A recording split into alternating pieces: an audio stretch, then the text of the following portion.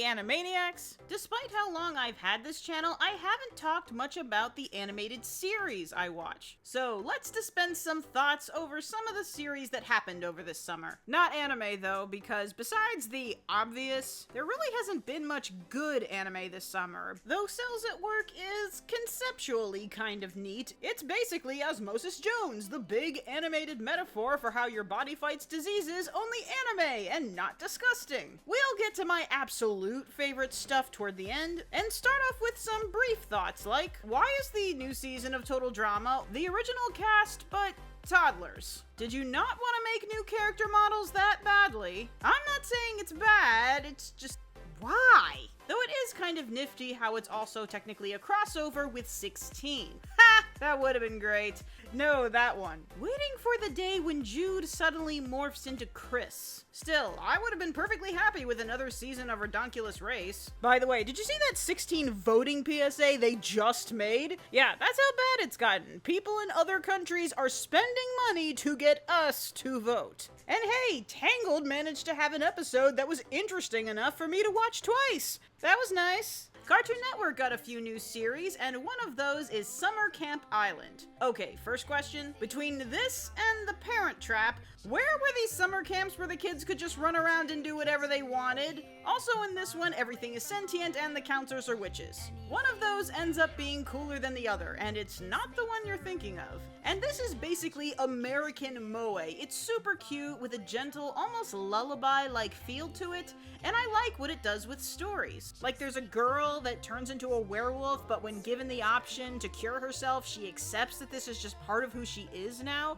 And hey, here's two male ghost parents. Alright, I'm going to describe a show for you. Mass terrorists cause chaos in a city with the goal of resurrecting the protagonist's father from hell, and in the process the protagonist's friends get sent back in time to Mad Max but with dragons. Also, their master is pulling a Benjamin Button. Do you know it? Do you know it? Do you give up? Do you give up?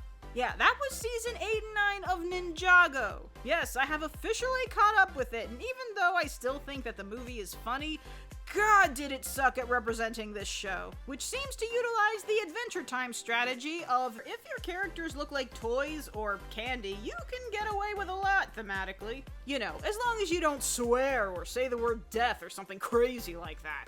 If a show was ever tailor-made for the CW, it would be Netflix's The Hollow. Not a negative or a positive, that's just a description. Really, I'm just glad that Canada acknowledges that a young teenage demographic for animation even exists. Part of the reason why the total Dramarama is kind of a letdown. 3 teenagers wake up in a room with no memory and are prompted to do a series of tasks in a variety of genre locations like horror, sci-fi, mystery, fantasy, and yeah, the big secret on what's really happening is not the greatest mind-bending twist of all time. But what is surprising, the initially useless redhead actually does become useful. Wow, has David Yates heard about this? The series is okay. Now, everyone prepare your chill pills because I'm going to talk about the Pony Show for a few minutes. And if that just gags your reflex, you can skip to the next bullet point. First of all, yes, they referenced that the movie happened. I was wrong. Anyway, highlights from this season are the one where the Bug Queen uses voodoo to make emo doppelgangers, the one where the parents are every single parent when a kid comes back from college, the one with Spike's puberty metaphor, the one where a tree becomes sentient and tries to kill children, the one with the awesomely designed Kieran, seriously, why didn't they have this when redesigning the changelings, mute themselves forever so that they never offend anyone. Wow, that's painfully relevant. The one where this happens. I'll never be the best of the best or a Wonderbolt because I can't fly! Also, for the amount of time adults try to tell a handicapped child what she should do with her life, nobody says you can't join a Daredevil stunt show at the age of 10. And the finale.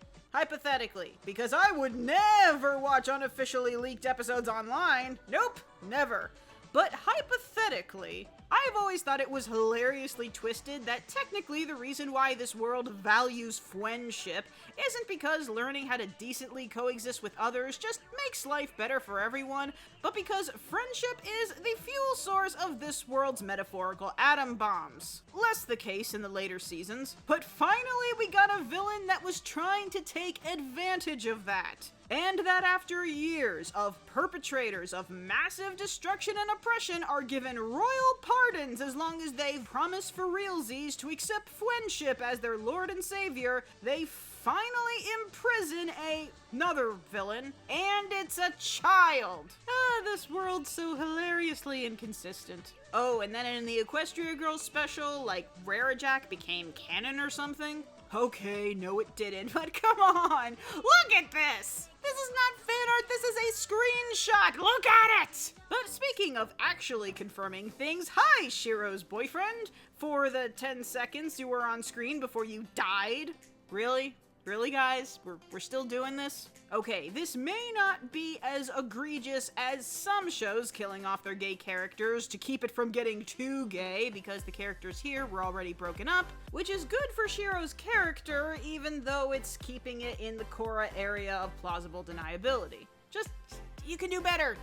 You could be handling this better. Anyway, Voltron for several years now has been a grateful action addition to this mostly comedic animated time, but I'm just personally not all that into giant robots, so I've been closer to a passive observer. Given the choice, I'd pick the Dragon Show any day. Still, I pretty much liked anything that had to do with character progression of Pidge, Shiro, or Keith, and absolutely nothing about the waste of space and breath that is Lance. For 6 seasons, I've waited for the series to try and make me give a crap about him, and it never happened. Also, Alora's accent is hilariously bad. But it's been a fun ride, building its world thoroughly and slowly, and while it could have ended with this recent season, we've apparently got one more left, and at least for me, that seems about right. And now that we're back on Netflix, let's talk about Matt Groening's Disenchanted. And yeah, Disenchanted is no Futurama, but I really didn't expect it to be, mostly because mockery and deconstruction of medieval fantasy tropes is kind of a dry well between Monty Python and Shrek and Game of Thrones parodies. The only real mild novelty is that this time the rebellious princess isn't rebellious to stand up against misogynistic oppression, or because she wants to go off on her own big great adventure. It's just because she's a spoiled teenager that doesn't want to do anything she doesn't want to do, and I actually like that. Her and Lucy, the Bender-like demon, who keeps steering her in even worse directions every time she even considers bettering herself, are easily the best bits of the series, as well as the king, played by John DiMaggio. Oh, and then there's Elfo, who basically exists as a MacGuffin, and to cram in a routine will they won't they scenario, because apparently we're not all tired of that! The one thing that it has over Groening's other series is that toward the end of the first season, it is revealed that there's a progressive narrative taking place, with a cliffhanger leading into season 2, and I admit, I am curious enough to see what happens. It is passably entertaining, but I completely get why people are disappointed. Thankfully, slightly less the case with Dragon Prince. For while just known as that show that had one of the main writers of Avatar, and like Disenchantment, that's not a fair comparison going in. But unlike Disenchanted, it is better than I thought it was going to be. While there are some movements that are lacking a few dozen frames, and though it does look like a pretty routine fantasy western RPG, the thing that made Avatar so instantly accessible is how comprehensive and gradually its introduction to this world was and how it worked, rather than most fantasy anime that kind of throw you into the deep end on day one. And on that level, Dragon Prince is, well, at least closer to Avatar than the latter. It does open its premiere with emphasizing its specific sources of magic, and I was initially impressed at the setting of a war where both sides seem to be at fault. Well, at the moment there's still a lot of details missing, but it's still kinda that. But now there is an Ozai, granted a smarter, more interesting one. The most important thing is that the core characters work. Even if you don't love them individually, their personalities complement each other and they all have varying specialties, so they work well as a unit, both narratively and in universe. And actually, Rayla already is one of my favorite characters ever. Not quite tough, but not too far off. The only thing that sort of bothers me about this is how initially it does feel closer to an age-neutral, mostly serious story like Lord of the Rings. I mean, the first 2 episodes are about an assassination attempt. But then in the episodes that follows, there's a lot of comedy. I get that you need the lightness after the assassination. It's just a very abrasive tone whiplash, like they just remembered this is technically for kids. Or maybe it's just that a chunk of the comedy just wasn't funny. Just because you cast Sokka's voice actor doesn't automatically make his character the charming funny one. But it's not a deal breaker. It is an intriguing, well-done fantasy series so far, but it's gonna hinge heavily on its season 2 follow-up. Mind you, the first season of Avatar wasn't its best either. Also, this woman uses sign language. That's nice. Then, because I was such a big fan of its predecessor, let's quickly talk about Rise of the Turtles.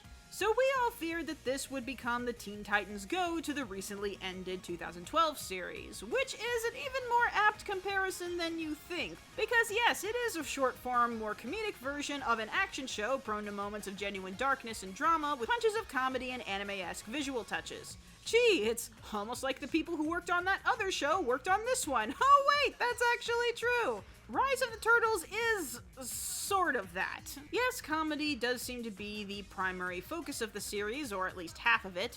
Not exactly the same kind of comedy, and while so far only one character has got the he's funny because he's an ass treatment, just depressingly that turned out to be Splinter, the others just have their dumb teen dials turned up to 9, because apparently the title, Rise of the Turtles, is suggesting that this is them at a younger, less disciplined time before they decided to become crime fighters. So it's an entire series set during that one time where they kept running into each other when they were fighting.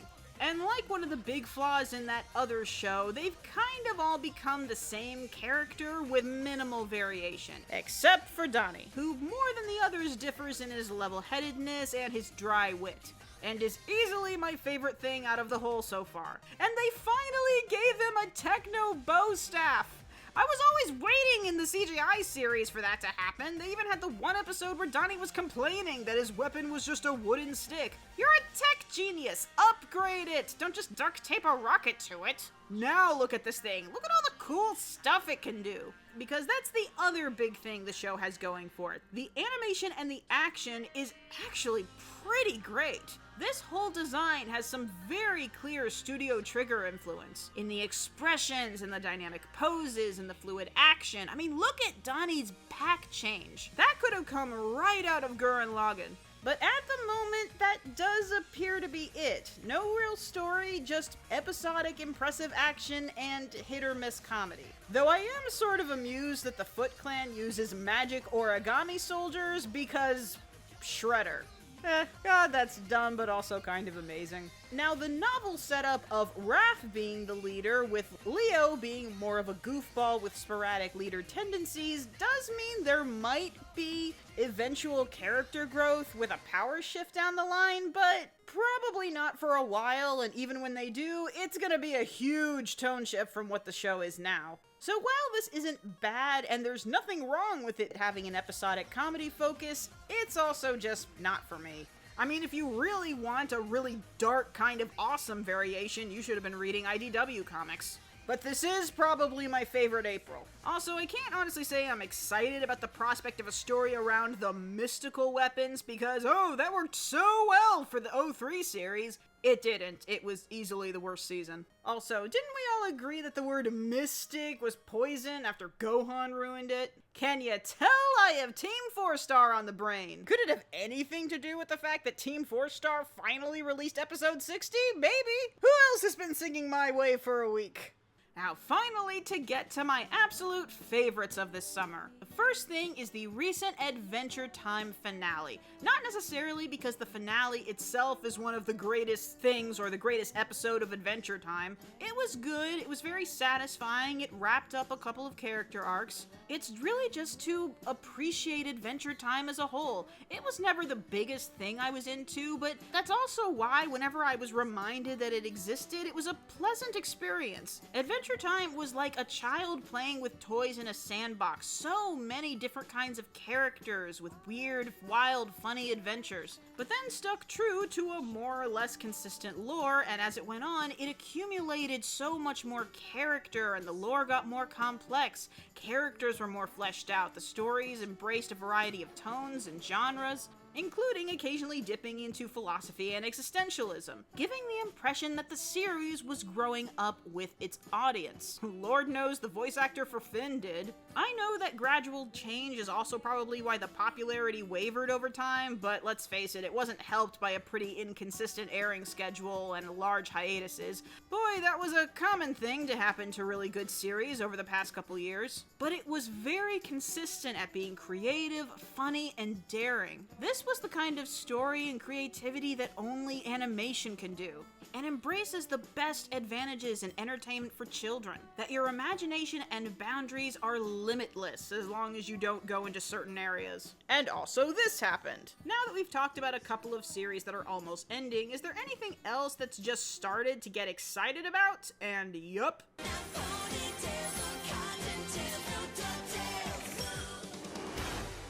When Ducktales premiered last year, I felt it was one of the best cartoon reboots ever. That perfect marriage of keeping the spirit and general concept of the original with the occasional cute callbacks while putting its own spin on it and acknowledging the past flaws. Like, now the triplets all have their own unique personalities. I mean, they still all sound the same despite being voiced by 3 different people, but it's still an improvement, like almost everything about the new Webby. It's a great blend of adventure, humor, family-oriented mystery with bits of nightmare fuel, almost like a bunch of people from Gravity Falls worked on this or something. And while no one can replace Alan Young, David Tennant is doing a great new incarnation of Scrooge. However, once the regular episodes started, I couldn't help but feel that most of them weren't quite living up to the promise of the premiere, even if they were mostly still fun. Then, I don't know what happened after the hiatus when they started back up again this summer, but I loved nearly every single episode. And yeah, they did things like bringing back familiar characters like Gizmo Duck and Duckworth and Gummy Bears, and I think this guy was in Tailspin. The episodes just were a lot funnier, the adventure felt a lot more gripping and dangerous,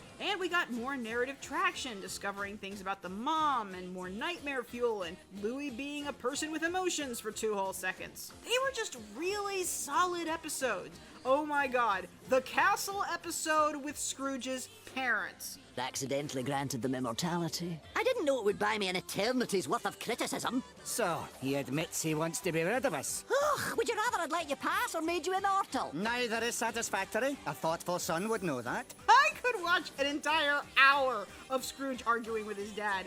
Oh, I've watched this episode so many times, you don't even know. And then it had its powerful, action-packed finale. The serious family drama shifting into being attacked by the shadows with the gravity of an apocalypse. I just adored the whole thing, especially how they handled a character that I initially didn't like at all. I do think that giving Donald a real voice for a time was kind of cheating, but it was fun for a short segment to show that he was in fact smart and capable. I don't love everything about this series. Like, Launchpad isn't a huge downgrade, but he is more of an idiot than a lovable dork, and Webby creeps into yandere territory, but it's still a massive improvement.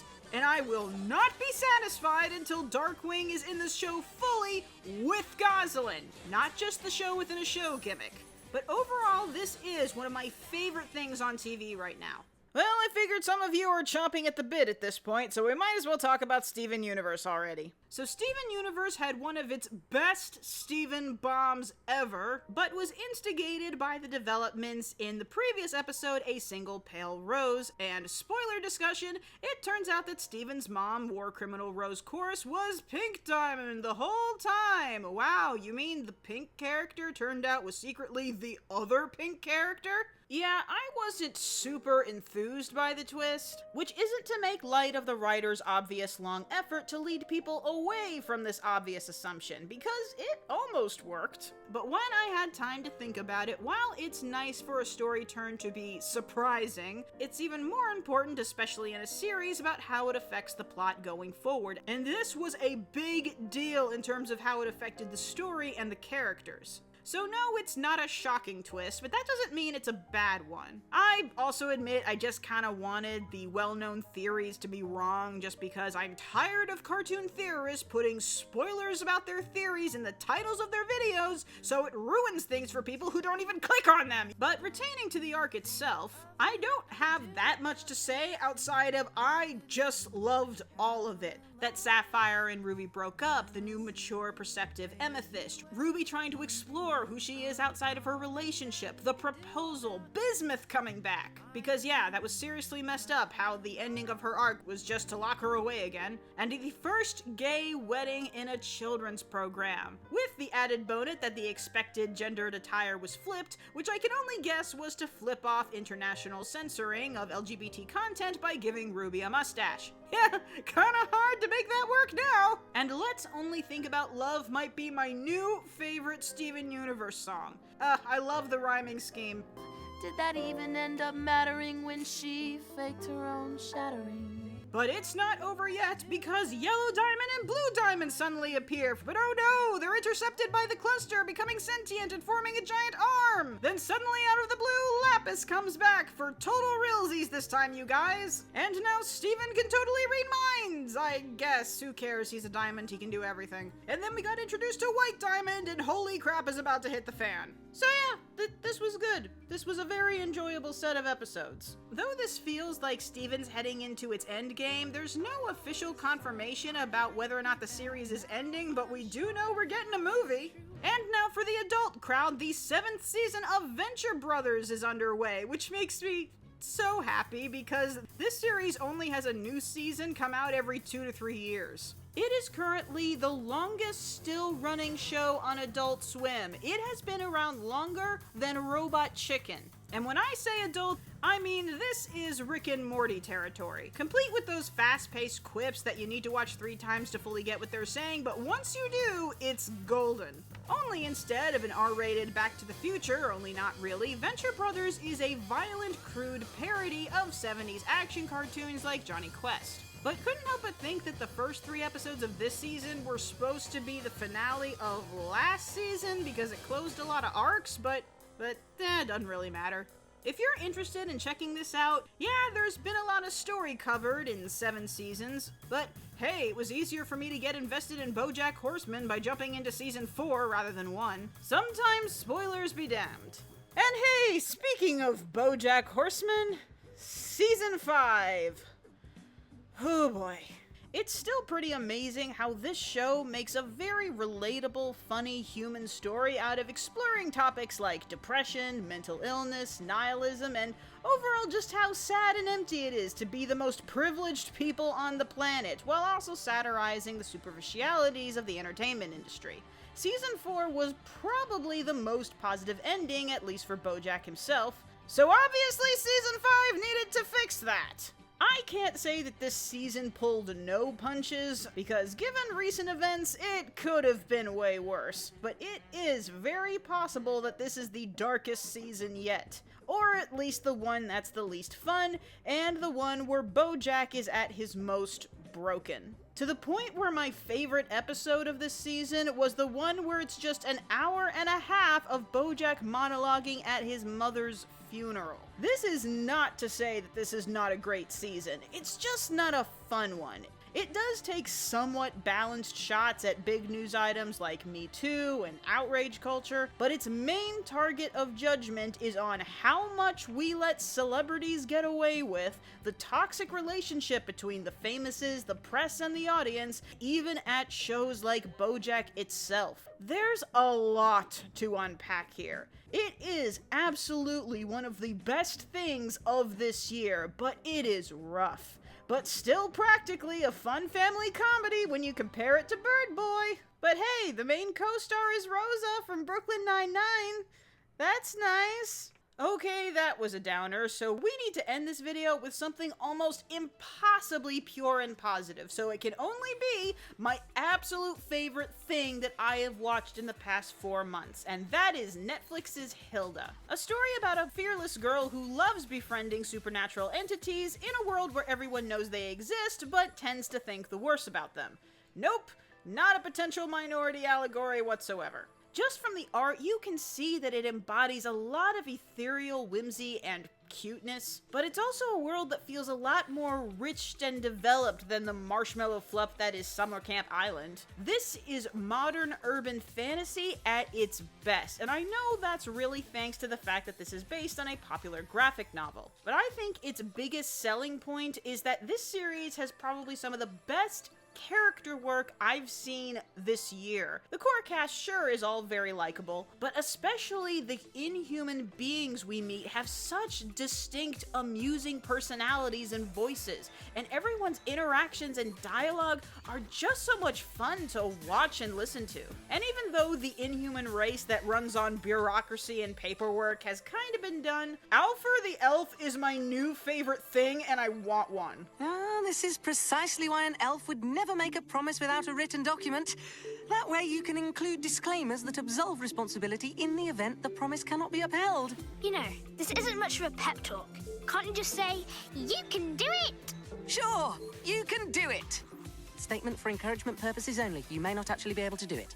And I could say more about how this series approaches deeper elements like mystery and empathy and creative problem solving, but really if you need any more reason to watch it, the voice of Hilda is Lyanna f***ing Mormont from Game of Thrones. You know, that girl that was on screen for a collective 10 minutes and was the best part of season 6. Really, if you watch anything from this list, it should be Hilda.